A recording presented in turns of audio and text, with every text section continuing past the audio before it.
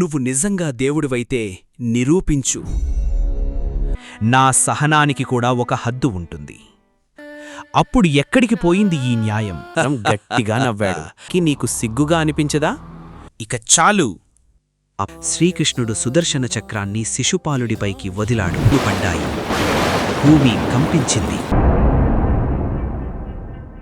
నువ్వు నిజంగా దేవుడివైతే నిరూపించు. ఆ మాటలు శిశుపాలుడి నోటినుంచి బయటకు రాగానే సభలో ఉన్న వారంతా ఒక్కసారిగా నిశ్శబ్దంగా మారిపోయారు. ఇప్పుడు ఏం జరగబోతోంది? శ్రీకృష్ణుడు ఏం చెయ్యబోతున్నాడు అనే ఆలోచనతో అందరి చూపులు శ్రీకృష్ణుడిపైనే నిలిచిపోయాయి. ఇంతసేపు ప్రశాంతంగా ఉన్న శ్రీకృష్ణుడు నెమ్మదిగా శిశుపాలుడి వైపు చూశాడు. ఆ చూపులో ఇప్పటివరకు కనిపించిన ప్రశాంతత లేదు. సభలో నిశ్శబ్దం మరింత తీవ్రమైంది.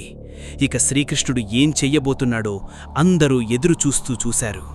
రాజులారా, ఇతను నాపై ఇంత ద్వేషం ఎందుకు పెంచుకున్నాడో మీకు తెలియకపోవచ్చు. ఇప్పుడు చెప్తా, వినండి. ఇతను చేసిన తప్పులు ఈరోజు మొదలైనవి కావు. ఎన్నో సంవత్సరాలుగా ఇతని తప్పులను సహిస్తూనే వచ్చాను. ఇతని తల్లి కోరిన మాట ప్రకారం ఇతని 100 తప్పులను క్షమిస్తానని నేను మాట ఇచ్చాను. కాని నా సహనానికి కూడా ఒక హద్దు ఉంటుంది. నేను ప్రాగ్జ్యోతిష్పురానికి వెళ్లిన విషయం తెలుసుకొని శిశుపాలుడు ద్వారకపై దాడి చేశాడు. నా తల్లి సోదరి కుమారుడే అయినప్పటికీ ద్వారకను తగలబెట్టాడు. ఆ అమాయక ప్రజలు ఏం చేశారు?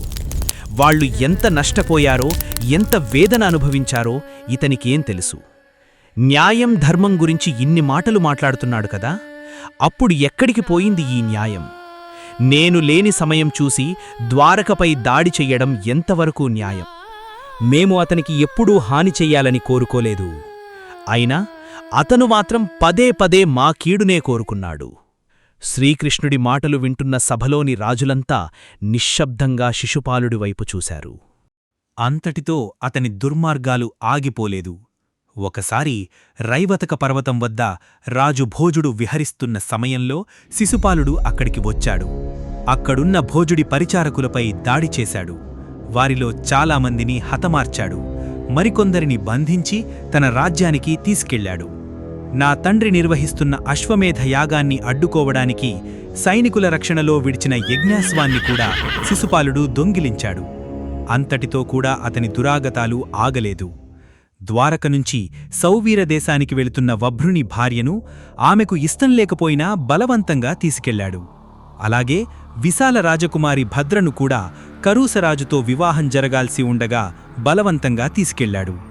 అంతేకాదు, ఒకప్పుడు రుక్మిణిని కూడా శిశుపాలుడు వివాహం చేసుకోవాలని కోరుకున్నాడు. కాని ఆ కోరిక కూడా నెరవేరలేదు. ఇవన్నీ చేసిన నువ్వు ఇప్పుడు నాకు ధర్మం గురించి చెబుతున్నావా? అప్పుడెక్కడికి పోయింది ఈ ధర్మం? శ్రీకృష్ణుడు సభలోని రాజులందరినీ చూస్తూ, నేను ఇచ్చిన మాట కోసం ఇతను ఎన్ని తప్పులు చేసినా భరిస్తూ వచ్చాను. కాని ఈరోజు జరిగినది మాత్రం అందరి ముందు జరిగింది. ఇక్కడ ఉన్న రాజులందరూ అతని ప్రవర్తనను స్వయంగా చూశారు. నా పట్ల అతనికి ఉన్న శత్రుత్వం ఎంత తీవ్రమైనదో ఇప్పుడు మీ అందరికీ స్పష్టంగా తెలిసింది. ఇంతమంది రాజుల సమక్షంలో కూడా తన అహంకారాన్ని విడిచిపెట్టని ఈ శిశుపాలుడు తనకు తానే శిక్షను దగ్గర చేసుకుంటున్నాడు. శ్రీకృష్ణుడి మాటలు విన్న సభలోని రాజులంతా శిశుపాలుడి ప్రవర్తనను తప్పుబట్టడం ప్రారంభించారు. కాని శిశుపాలుడు మాత్రం గట్టిగా నవ్వాడు. కృష్ణా, ఈ సభలో ఇంతమంది రాజుల ముందు రుక్మిణిని నేను కోరుకున్నానని నువ్వే చెప్పుకోవడానికి నీకు సిగ్గుగా అనిపించదా? నువ్వు నన్ను ఎంత తప్పుబట్టినా కోపంగా కాని స్నేహంగా కాని నన్ను ఏమీ చేయలేవు కృష్ణా. శిశుపాలుడు ఇంకా శ్రీకృష్ణుడిని అవమానిస్తూ మాట్లాడుతూనే ఉన్నాడు. ఇక చాలు. అప్పుడు శ్రీకృష్ణుడు తన మనసులో అసురుల గర్వాన్ని అణచివేసే తన సుదర్శన చక్రాన్ని తలచుకున్నాడు. మరుక్షణమే ఆ సుదర్శన చక్రం శ్రీకృష్ణుడి చేతిలోకి వచ్చింది.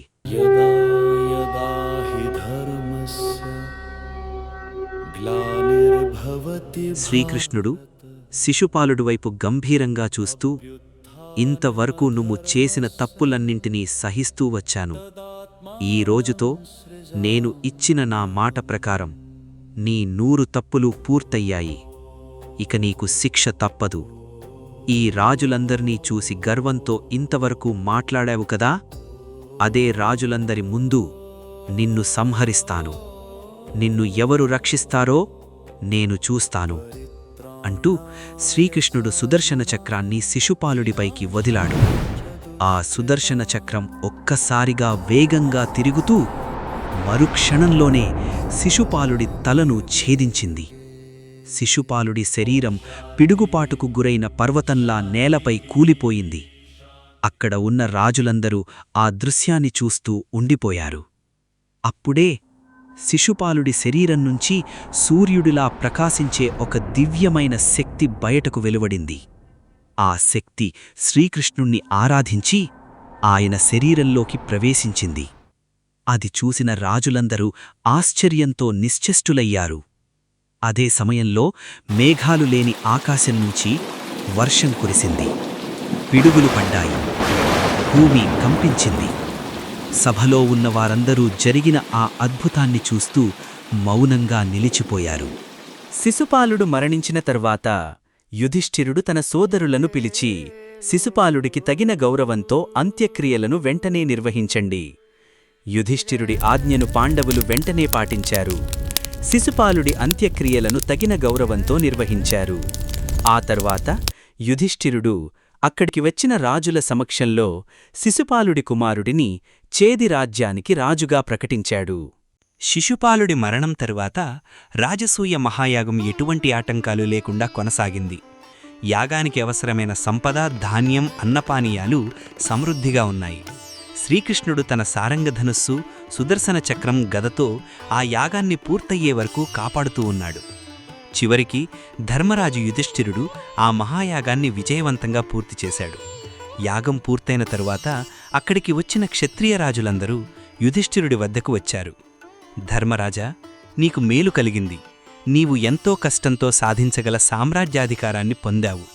నీ వంశానికి గొప్ప కీర్తిని ఈ యాగం ద్వారా సంపాదించావు. మాకు తగిన గౌరవాన్ని కూడా పూర్తిగా అందించావు. ఇప్పుడు మేము మా రాజ్యాలకు తిరిగి వెళ్లాలని కోరుకుంటున్నాము. మాకు అనుమతి ఇవ్వు. వారి మాటలను విన్న యుధిష్ఠిరుడు ప్రతి రాజును తగిన విధంగా గౌరవించి వారు తమ రాజ్యాలకు తిరిగి వెళ్లేందుకు అనుమతి ఇచ్చాడు. ఆ తరువాత ఆ రాజులను వారి రాజ్యాల సరిహద్దుల వరకు సాగనంపాలని తన సోదరులను ఆదేశించాడు. రాజసూయ మహాయాగం పూర్తయిన తరువాత వ్యాసమహర్షి తన శిష్యులతో కలిసి యుధిష్ఠిరుడి వద్దకు వచ్చాడు. వ్యాసమహర్షిని చూడగానే యుధిష్ఠిరుడు తన సోదరులతో కలిసి తన ఆసనం నుంచి లేచాడు. తన తాతగారైన వ్యాసమహర్షికి పాదాలు కడగడానికి నీటిని సమర్పించి ఆయనకు తగిన ఆసనాన్ని ఇచ్చి గౌరవించాడు. వ్యాసమహర్షి ఆసనంపై కూర్చున్న తర్వాత, కుంతీ కుమారా, నీకు మంచి అదృష్టం కలిగింది. ఎంతో కష్టంతో సాధించగల సామ్రాజ్యాన్ని నీవు పొందావు. నీవల్ల కౌరవులందరికీ కూడా మేలు కలిగింది. నీవు నాకు తగిన గౌరవాన్నిచ్చావు. ఇప్పుడు నీ అనుమతితో నేను వెళ్లాలని కోరుకుంటున్నాను అని వ్యాసమహర్షి అన్నాడు. అప్పుడు యుధిష్ఠిరుడు వ్యాసమహర్షి పాదాలను తాకి, తాతగారు, నా మనసులో ఒక సందేహం కలిగింది. దాన్ని నివృత్తి చేయగలవారు మీరు తప్ప మరెవ్వరూ లేరు అని అన్నాడు. అసలు ధర్మరాజు మనసులో ఎలాంటి సందేహం కలిగింది? అది ఎందుకు అంత ముఖ్యమైనది?